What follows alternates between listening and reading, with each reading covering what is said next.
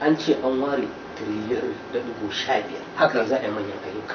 Haka nan kuma za a ware tiriliyan 8.36 wai inda za a biya albashi da ayyukan yau da kullum. Ya abin yake. Abin da zaka tambaya shine kasafin kuɗin bara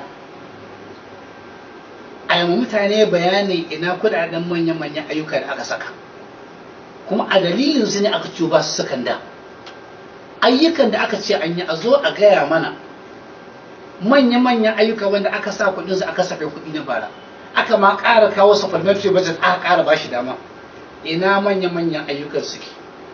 Ina magana hanyar Kaduna zuwa Abuja? Ina magana dredging na River Niger? Ina magana harka ta noma? Duk wa'annan ba a majalisa bayani ba. Majalisa kamar an ba su wani abu sun sha sun yi bacci. Don kamata a mai tambayoyi manya-manyan ayyuka na da ba a yi ba, a gaya mani menene kuma ina kuɗinsu don an baka kuɗin. Amma kawai sun yi shiru, an ce za a yi manya-manyan ayyuka, an ce za a yi kaza-kaza, kana kirga wajen tiriliyan 13. Amma shiru kake ji, ba bayani, ba tambaya, ba ba'asi.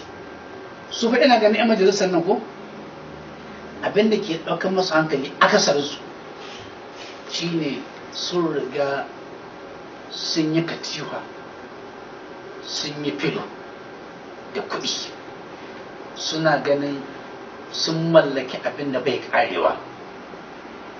In dai kuɗin da ka tara ba su kare ba, ake za ka kare, ko kuma kuɗin ma su kare kaɗaɗin talauci iri da aka samu cikin talauci yanzu.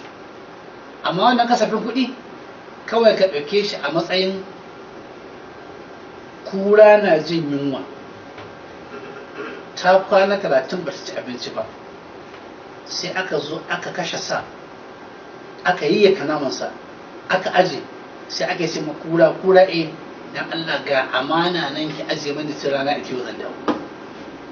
Ni kawai fahimta take nan annan kasafin kuɗin an kawo kuɗi an labta an kasafa, waɗanda su amfani da wannan kuɗi daban, wanda aka ba labarin wannan kuɗi daban. Dan in ka tambayi talaka me ya amfana da shi daga cikin kasafin kuɗin bara zuwa yanzu, talaka ya gaya maka arzikin shi karuwa ya ko talaucin shi karuwa ya, firgishin shi karuwa ya ko raguwa ya, kayayyakin da ke zuwa saya kasuwa raguwa suka ko karuwa suka a farashi. Ai da su ne makaman, su ne alƙalin. Duk wani alƙalami wanda zai sa ka biya kuɗin ba ka biya ka sai abinci da tsada, rayuwa da tsada, hankalinka ba kwance ba, makaranta tsada, asibiti tsada, a wannan alƙalamin banza ne. Wannan su ne alƙalin na zahiri, irin rayuwa ka ta inganta ba ta inganta.